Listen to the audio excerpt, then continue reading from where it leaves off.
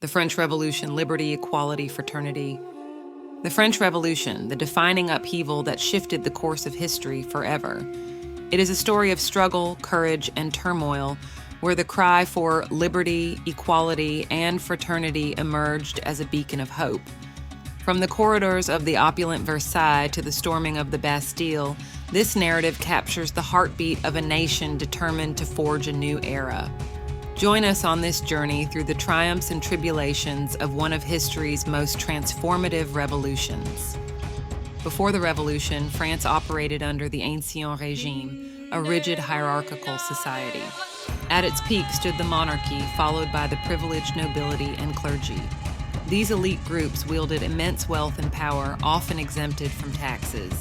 At the bottom of this pyramid lay the Third Estate, the common people, making up over 95% of the population. For the Third Estate, life was grueling. Peasants toiled endlessly, while artisans and workers grappled with high taxes and rising bread prices. Meanwhile, the nobles and clergy thrived, sheltered from economic woes. France fell into a financial crisis caused by excessive spending, costly wars like the American Revolution, and poor fiscal management under King Louis XVI. Amid this rising inequality, Enlightenment thinkers like Rousseau, Voltaire, and Montesquieu introduced radical ideas about democracy, human rights, and equality. Their philosophies planted the seeds for revolution, urging the oppressed to question the status quo. By 1789, the monarchy's power was waning under King Louis XVI's ineffective leadership.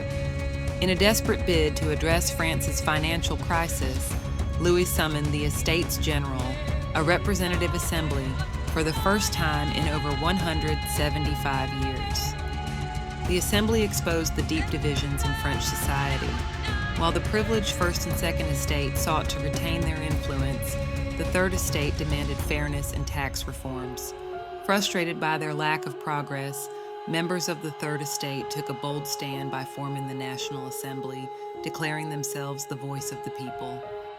What followed was an act of defiance that marked the revolution's beginning, the Tennis Court Oath. Members of the National Assembly vowed not to disband until they drafted a new constitution for France. This moment crystallized the determination of ordinary French citizens to reclaim power from the monarchy. Tensions in Paris reached a boiling point on July 14, 1789, when an angry mob stormed the Bastille, a medieval fortress and prison. The Bastille was not just a stronghold, it was a symbol of royal tyranny. This dramatic event marked the revolution's official start and demonstrated that the people could challenge absolute power. The storming of the Bastille fueled a wave of uprisings across France. Known as the Great Fear, peasants revolted against feudal landlords, attacking estates and burning records of their obligations. These actions spread the revolutionary spirit, forcing the National Assembly to abolish feudal privileges, paving the way for greater reforms.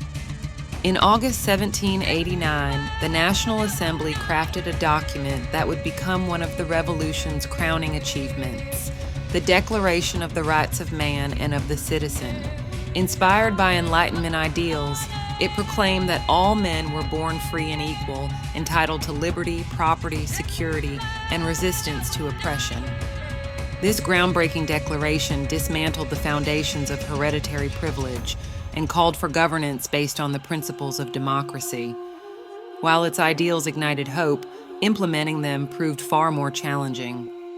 As revolutionary fervor intensified, attention turned to King Louis XVI, whose reluctance to accept reforms angered citizens.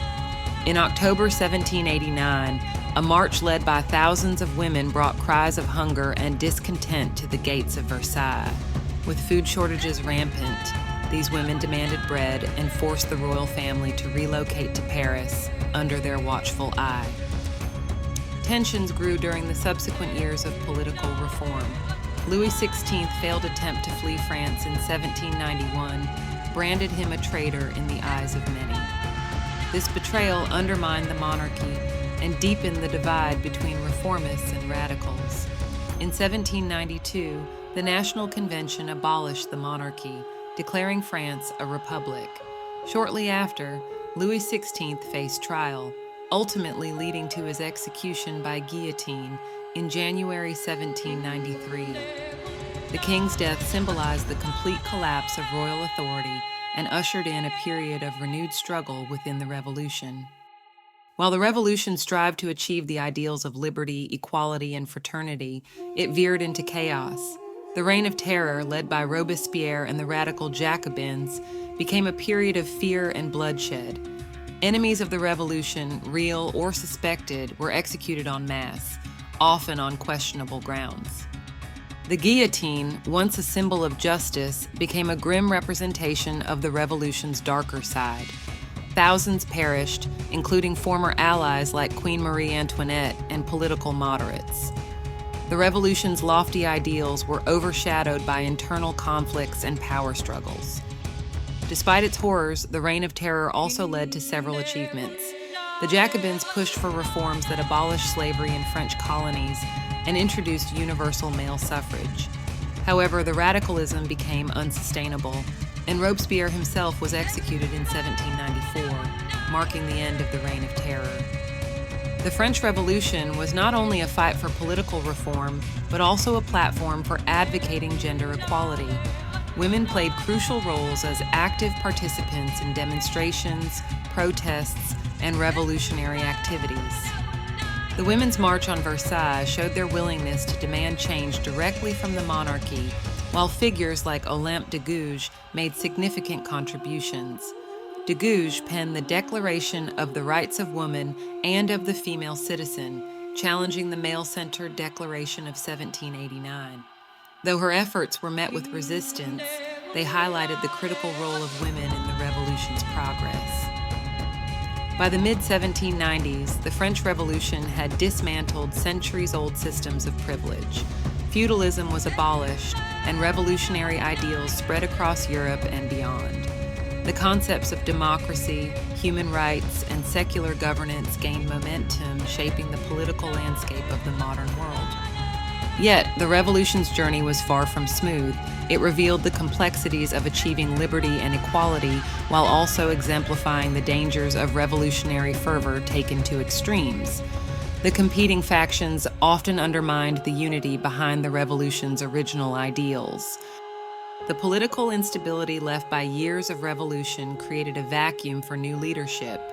Enter Napoleon Bonaparte, a military general whose charisma and strategic genius earned him control over France by 1799. His ascent marked the end of the French Revolution and the dawn of a new order under the French consulate.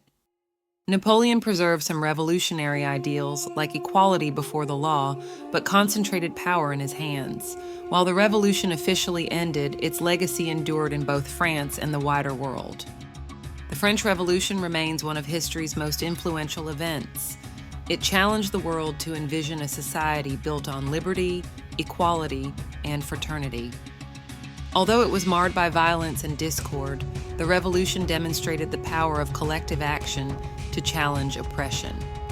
Even today, the echoes of France's revolutionary spirit resonate in modern debates about democracy, social justice, and human rights.